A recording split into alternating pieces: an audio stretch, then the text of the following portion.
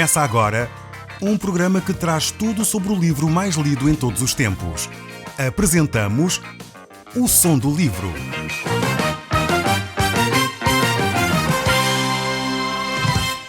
Seja muito bem-vindo. Neste podcast vai encontrar o livro mais conhecido e lido em todo o mundo.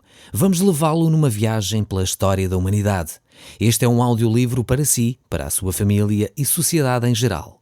Contextualização e comentários de Paulo Chaveiro. Nós hoje estamos a retomar o Novo Testamento.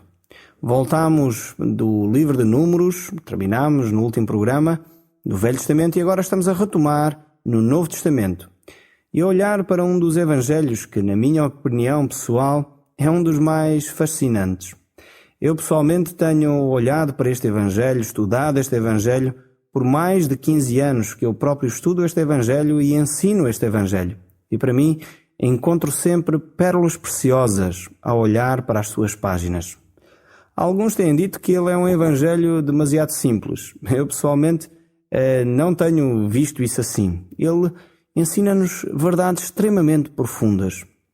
A linguagem que nós encontramos nestes escritos é realmente uma linguagem simples, mas ao mesmo tempo é uma linguagem profundíssima. E certamente você que nos acompanha e hoje mesmo vai ter a possibilidade de ver isso. Quando nós começarmos a ler este texto, começando no capítulo 1, no verso 1, vai ver como tem verdades profundas e ensinos que muitas vezes nós não abarcamos todos eles na nossa mente limitada e finita. Qualquer criança pode, no entanto, olhar para as páginas do Evangelho de São João e compreender a sua mensagem, entender o que o evangelista estava a querer transmitir. Mas, no entanto, também tenho visto que qualquer estudioso que procura profundidade nas Escrituras pode se aproximar deste Evangelho e vai encontrar a profundidade que ele tanto anseia, que ele tanto deseja encontrar. De facto, é um livro fascinante. Vamos encontrar nele a graça de Deus estendida a cada um de nós. Ela vai ser exposta de uma forma muito acessível a cada um de nós. Eu tenho estudado este Evangelho desde pessoas que não conhecem quase uma letra, não conhecem a literatura, são talvez até analfabetos. Tenho estudado até com pessoas que estão a fazer doutoramentos nesta e naquela área e eles têm encontrado respostas profundas aos seus questionamentos.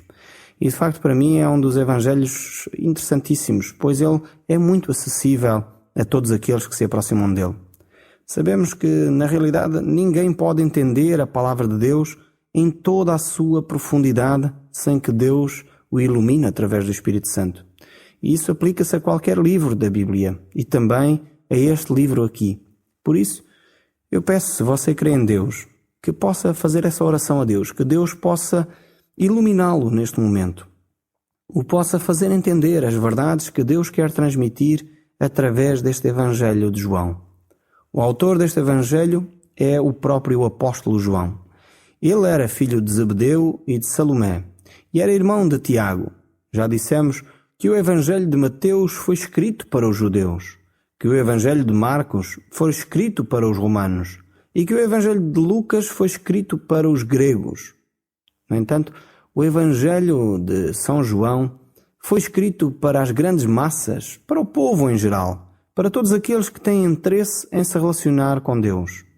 Alguns destes eram de facto muito ricos, como aqueles reis que vieram do Oriente para adorar Jesus.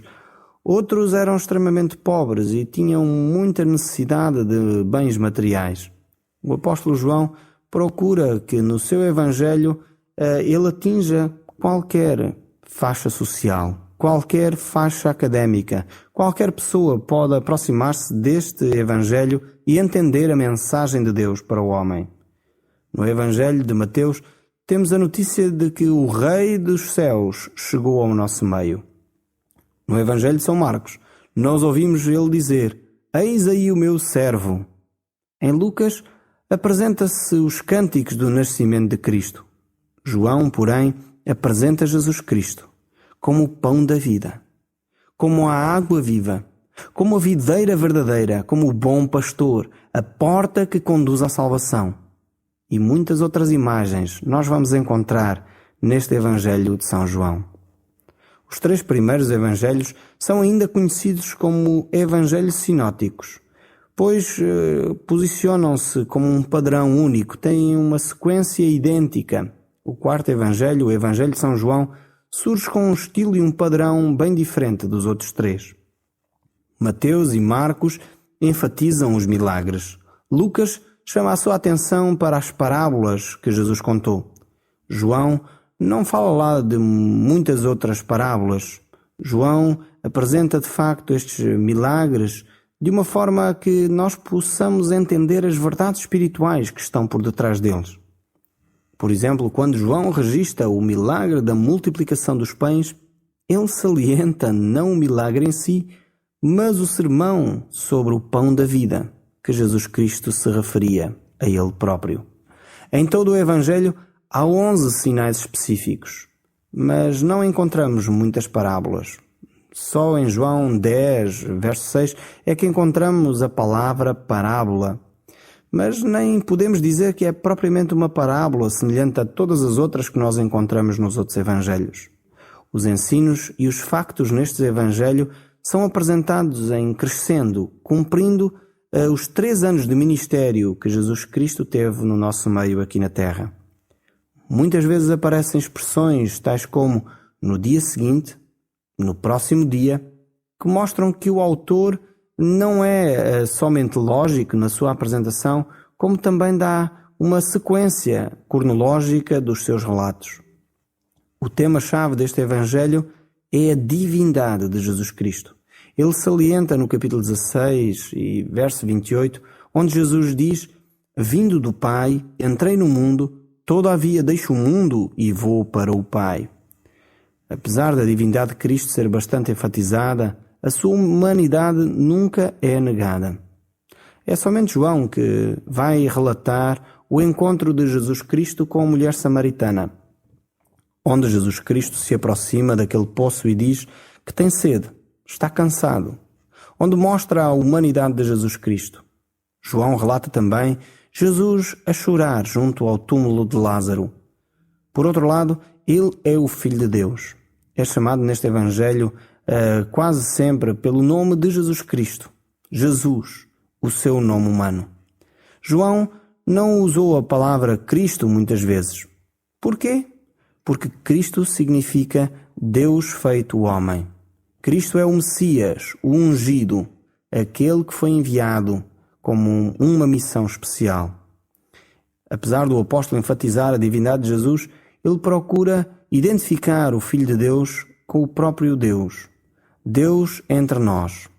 Como ele próprio diz, o Verbo se fez carne. Orígenes, que é considerado um dos pais da Igreja, um dos escritores da Antiguidade, ele disse que este Evangelho era a consumação dos Evangelhos. Outra pessoa apelidou-o de o coração de Cristo, o Evangelho espiritual. Durante muito tempo foi conhecido na Europa como o âmago de Cristo, referindo-se ao Evangelho de São João.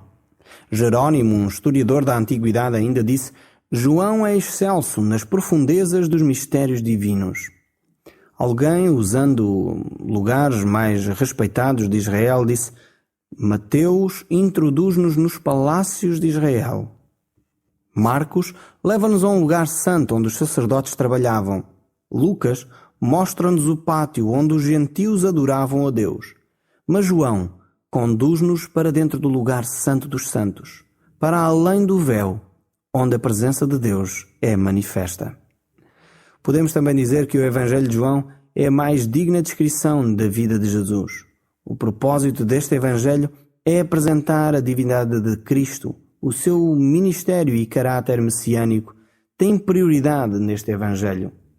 Resumindo, nós podemos ler o verso que encontramos no capítulo 20, o verso 31 deste mesmo Evangelho. Ele, no fundo, resume a razão pela qual este Evangelho foi escrito. E ele é escrito pelo seguinte: Na verdade, fez Jesus diante dos discípulos muitas outras coisas, muitos sinais, que não estão escritos neste livro. Estes, porém, foram registados para que creiais que Jesus é o Cristo, o Filho de Deus, e para que crendo tenhais vida em seu nome.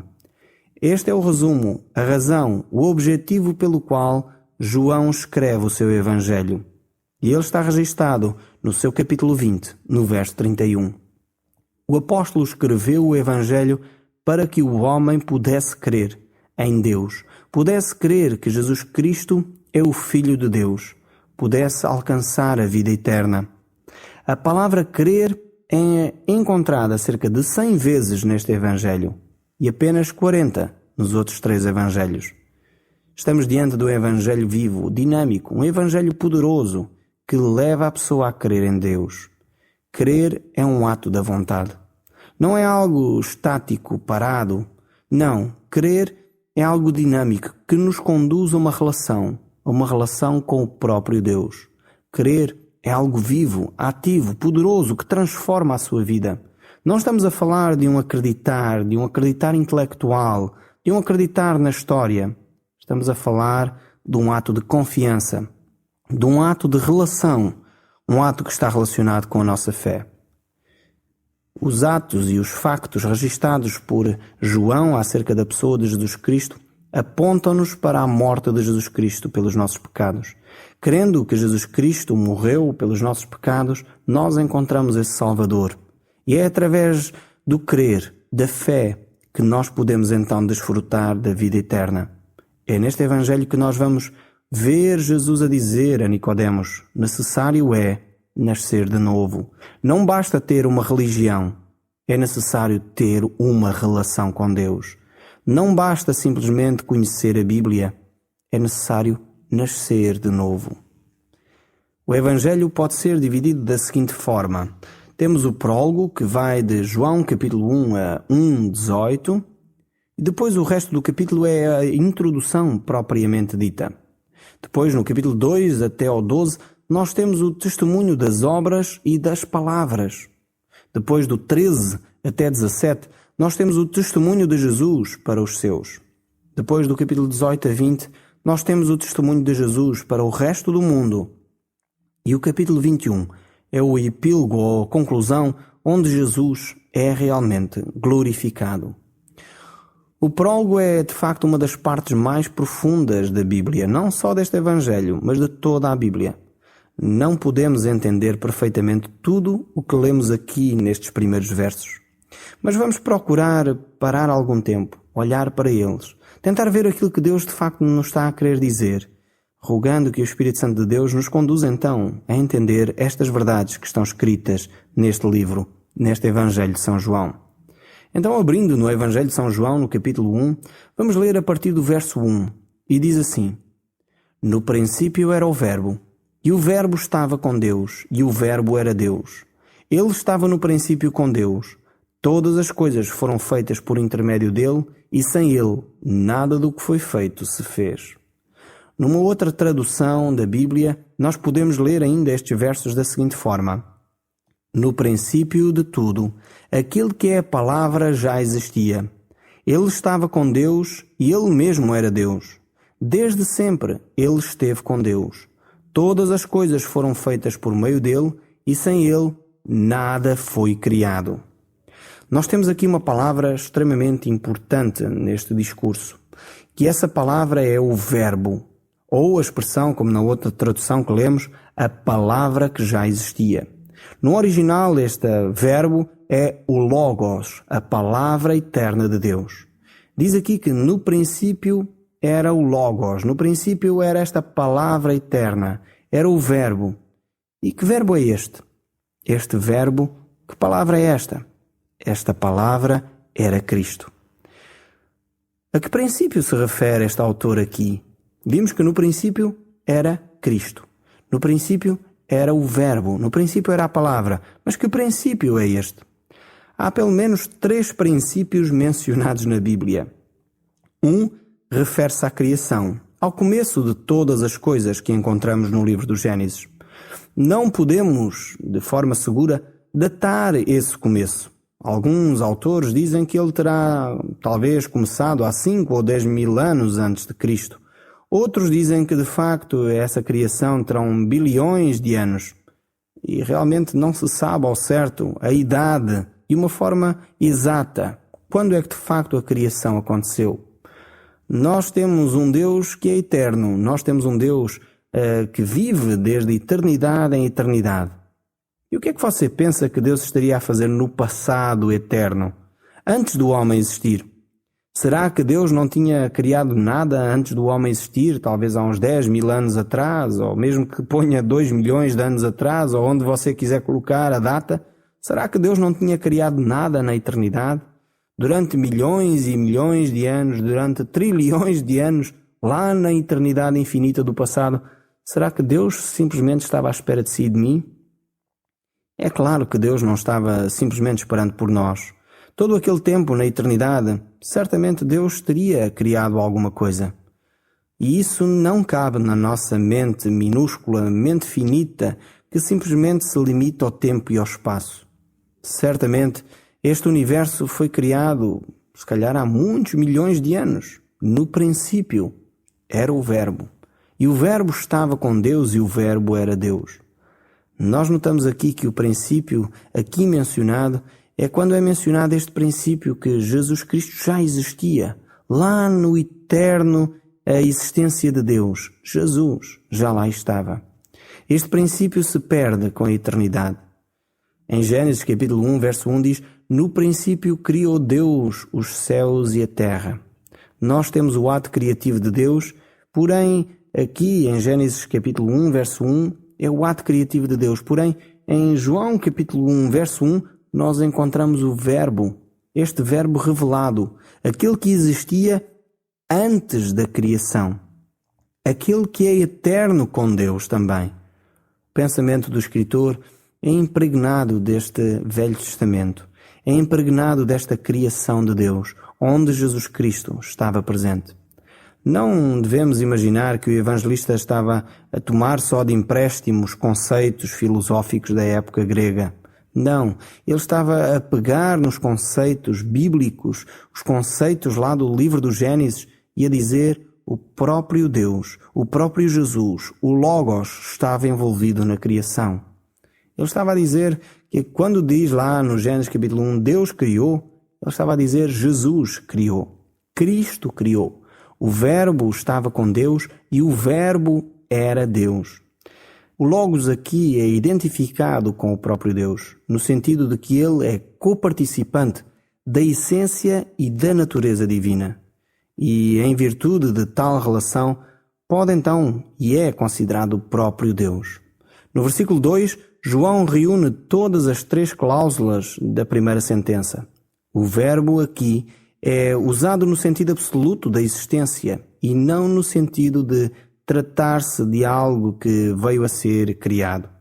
A sua essência transcende o tempo, não sendo ele então uma criatura. Não, este verbo é um verbo eterno, um verbo que é o próprio Deus e se confunde com o próprio Deus. No princípio era o verbo, e o verbo estava com Deus, e o verbo era Deus. Ele estava no princípio com Deus. Todas as coisas foram feitas por intermédio dele, e sem ele nada do que foi feito se fez. A Trindade de Deus é bem estabelecida aqui neste texto, mas também uns anos mais tarde, quando se começa a escrever e a tomar então por certo determinados credos, nós, olhando para o credo de Atanasiano, vemos como isto foi então dissecado. Este texto aqui do Evangelho de São João diz assim esse credo lá antigo: adoramos um só Deus em trindade e uma trindade em unidade, não confundindo as pessoas, nem dividindo a substância. A trindade, portanto, são 3 pessoas eternamente interconstituídas, interrelacionadas e interexistentes, e por conseguinte inseparáveis dentro de um único ser e de uma única substância ou essência. Esta é a forma como os homens tentam pôr por escrito aquilo que é difícil de compreender, esta unidade de um só Deus, que subsiste em 3 pessoas, é algo que a minha mente limitada tem grandes dificuldades em abarcar. Nós temos dificuldade em compreender aquilo que transcende a cada um de nós. Nós temos grande dificuldade em compreender a pessoa de Deus, pois Ele é infinito, Ele é eterno, logo aí ultrapassa tudo aquilo que nós podemos compreender.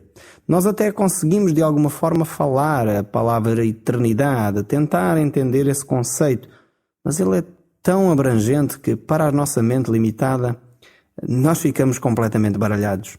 Nós não conseguimos perceber que existe alguma coisa que nunca nasceu e que nunca vai morrer. Nós sempre entendemos que tudo aquilo que nasce tem que morrer. E tudo tem que nascer em algum período.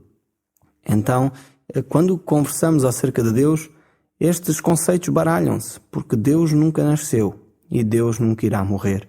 Ele é eterno, desde o passado, e será eterno para o futuro. E o apóstolo João coloca isto de uma forma tão graciosa, coloca isto de uma forma tão apropriada para cada um de nós.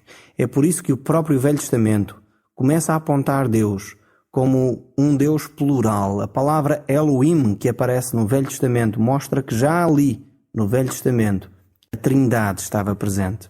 O Deus Todo-Poderoso tinha chegado até nós através da pessoa de Cristo. E isso é o que nos relata o Evangelho de São João.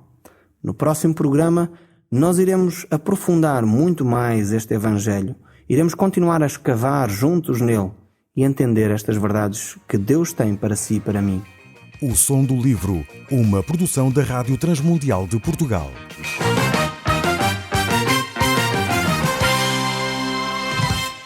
RTM. Conhece todos os nossos programas em rtmportugal.org. Uma produção da Rádio Transmundial de Portugal.